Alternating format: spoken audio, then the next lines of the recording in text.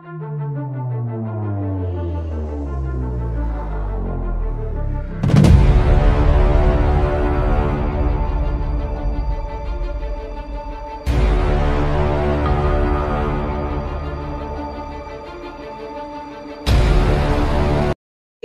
po bang mabigyan niyo kami ng konting background?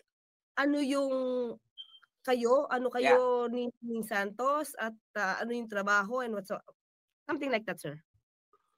Si Ning Santos, siya yung parang yung pagawa ng mga press release namin.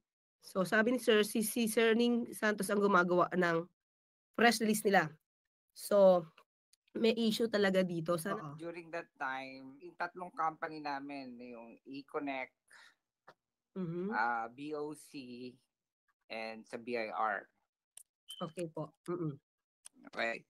So, pagka meron kaming i-release sa media na mga news, si Ning Santos ang ginagamit namin. Siya ang gumagawa ng press release, tapos inire-release niya sa mga publications, sa Manila Bulletin. Natatandaan ko kasi medyo matagal na yun eh. Alam ko sa Manila Bulletin, doon siya madalas maglabas eh. So in other words, itong three agencies na to or campus na to, let's say BIR, so pag may press release ang BIR, siya yung gagawa at ipapublish na to, let's say sa Manila Bulletin. Si Simon, may mga tao yan eh. Kung saan. May mga assets yan, Simon. Halos sa lahat ng mga government agency, may mga assets, Simon eh. May mga tulpo. Pero, particular ako kay Mon. Wala kami, during my time with Ning, ang sila Erwin, yung dalawang tulpo, ako personally, wala akong experience sa kanila. Kaya ginagamit nila yung kanilang mga programa. May mga itinatago pala talaga ang mga tulfo, lalo na itong mga nasa kani-kanilang mga programa. Grabe itong mga isiniwalat ni Sir John. Walang katakot-takot na revelasyon ito dahil andyan siya mismo. Nakikita natin ang mukha. So, sayang nga lang ay naglalag. So, si Sir John, sabi niya dito, summarize lang natin konti, wala siya masyado experience. Okay, ito. Go ahead, sir.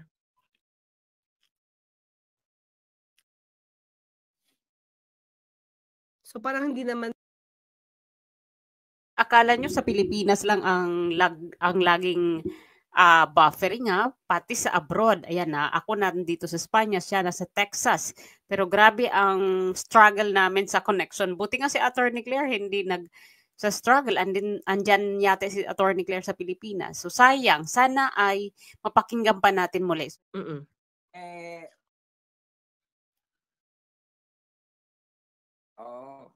So, yun nga, may mga assets sila. Alam ng alam nila kung sino yung mga tao na pwede nilang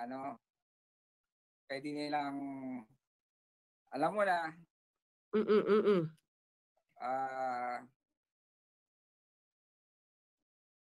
Alam mo na pwede nilang pagkakitaan.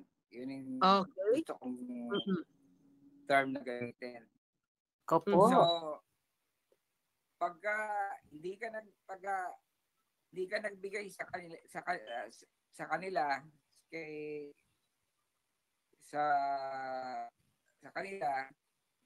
susulat kanila sa dyaryo nila. Ayan na. Alangan naman nagsisinungaling ito si Sir John. At remember, 10 years niyang nakasama si Ning Santos, si Sir Ning. Nakaka-alarm itong mga isiniwalat ni Sir John ngayon dito sa channel ni Attorney Claire. Guys, yung mga hindi pa nakasubscribe kay Attorney Claire, hindi kayo magsisisi kasi marami, basta mga gatong topic, marami tayong matututunan o mamumulat ang ating mga mata kung dapat pa ba ito pagkatiwalaan ng mga Tulfo. So let's continue. Ngayon, kung government employee ka, wala kang magagawa kundi magbigay. Paktay. Diba? So sining takbuhan niya ng mga empleyado namin dati. Dahil tinatakot nga sila. At sining ang taga-troubleshoot namin. So, one time, yung asset ni Mon, lumapit sa akin at nangihingi. Ngayon, sinumbong ko kay Ning. Sabi ko, Ning, may nangihingi. Nangihingi si Mon. Ako. Sabi niya, magkano hihingi? Konting info sa pagtsatsaga, okay? So, yun nga, siya personally ay meron siyang experience, okay? Personally, may experience siya sa isang asset ni Kuya Mon. According to Sir John Paraino, may mga ahensya, kumpanya na parang alam ni Kuya Mon na pwede daw pagkakitaan. Pero syempre, kung ito yung nadidinig ni Kuya Mon, okay? Kuya Mon, mas maganda po, no? Na madinig din po namin kayo. Ayaw po namin to na maging one-sided na kwento. Okay? Syempre, kung kayo po ay nandiyan dyan, kami naman ay hindi naman manghuhusga. Okay? Kami po ay nakikinig lamang sa kwento ni Sir John Paraino at kung ito naman po ay ma-refute, mas mainam po. Maganda yung sinabi ni Attorney Claire na dapat lang kung hindi ito totoo na mga ikwento ni Sir John, dapat i-refute ni Mon Tulfo kahit sa programa niya, kahit hindi dito sa kay Attorney Claire, kahit sa kanilang mga platform, kung hindi ito totoo. Pero ito, after so many years, nakakatakot na, katakot-takot na revelasyon ang ating narinig kay Sir John.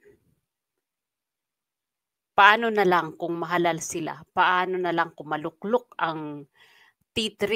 T3 guys, kasi Raffy Tulfo, Erwin Tulfo, at si Ben Tulfo. Pag nahalal itong T3 na to, sa ganitong mga revelasyon o mga kwento ni Sir John na narinig natin kay Attorney Claire, diba? Siga sila noon pa lang na nasa platform pa lang sila. So, hindi naman siguro ipapahamak ni Sir John ang kanyang buhay kahit nasa Texas pa siya. Dito, lantaran ang kanyang mukha kung hindi totoo. Ngayon, i-share natin yung kaninang conversation nila na medyo hindi sapi. So, Attorney Claire, hiram ulit kami. Ning kasi nakita niya nakita niya yung future ng Pilipinas Under sa mga to Under sa mga Tulfo, sir? Oo, pwedeng mangyari. Okay. Oo. So, noon pa lang, alam niya na may posibilidad na mag-rise up talaga sila Nagra-rise up na nga ngayon sa survey. Si Erwin Tulfo number 1, di ba? Tapos yung T3 hindi nawawala sa top. Lagi silang nandyan. Ang lalapit ng kanilang mga number sa top. Diba? Kaya tama, magra-rise up sila dahil kinatatakutan pala itong mga T3 na to, itong mga T4, 4 na sila kasi si Mon, si Ben, si Raffy at saka si Erwin. Once na sila ang mailuklok sa Senado, silang tatlo, ay wala lang. Kung may boses pa itong mga maliliit na mga kasama nila. Yung mga nasisindak na katulad ni Senador Bato, di ba? Minsan, hindi niya ginagamit yung pagkabato niya. Di ba? So, eto. Tuloy natin. Alam niya. Alam niya na someday magra-rise up sila. Matalino si Ning. Sir, tanong ko lang, total nasa gobyerno kayo, sabi niyo po, 'di ba, matagal na rin po kayong maraming sa Intel. Tanong ko lang kung may alam kayo ha, baka naman hindi niyo masyadong alam nito.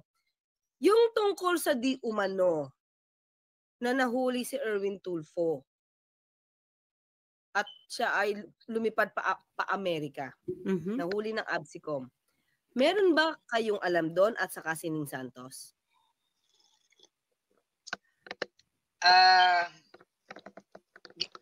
Any news about that during that time? Anong year ba yun? 1984. 84. Ay, hindi. Ano pa ako noon? Bata pa kayo. Bata pa. Pero never nyo nabalitaan yon. Never nyo nabalitaan or may sumagi na ganon? Pero alam mo, may usok, may apoy.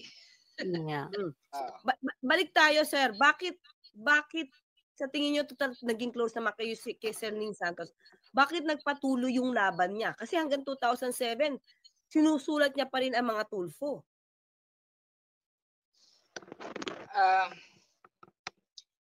Kasi si Ning nag-remain sa doon sa mga companies na yung tatlong companies na naging PR pa rin siya ng boss namin dati. At ang alam ko, may mga naging kaibigan din siya sa loob na aduana na hinihingan siya ng tulong. At mga naiipit nga. Because wala silang magawa. At that time, sir, ang binabanggitan ni Sir Ning Santos, Tulfos na, hindi lang Simon Tulfo. Tanggalin ko na, no? Etong etong pangyayari na to, na umpisahan lang ito sa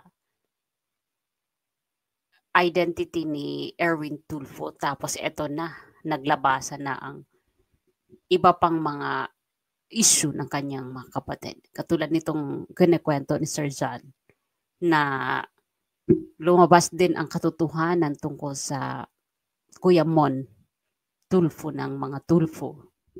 Dito tayo na-shock sa mga kwentong ito kasi, pero at the same time, expected ko na yung tapang ng mga Tulfo na ginagamit nila sa kanilang mga programa, expected ko na yan.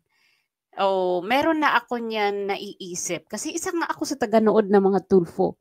Sabi ko nga doon sa isang araw, sa isang vlog ko na nagkakaputol-putol ang mga wire ng aking headset para makinig sa mga programa ni Erwin Tulfo. Yan ang pinaka-breakfast ko. Mga replay ng Erwin Tulfo program. Kasi nangangalampag siya, di ba? Yung pala, behind that, ito'y opinion ko lang, meron pala silang may kapalit pala yung pangangalampag nila. Diba? Yung mga katulad nito na isiniwalat ni Sir John na may bagman si Montulfo. So, kasi magtataka ka din, ito naman ay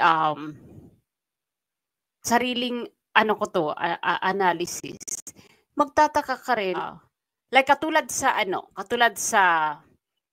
PCSO, 'di ba? Ano na nangyari? Tumigil na si Raffy Tulfo sa ingay ng PCSO.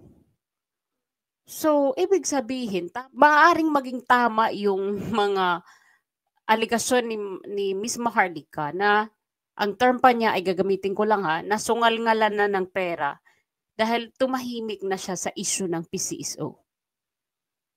So kung ganito yung kanilang mga ginagawa na hindi natin alam dahil ang nangingibabaw ay yung tapang-tapangan nila o yung the way na mag-broadcast sila.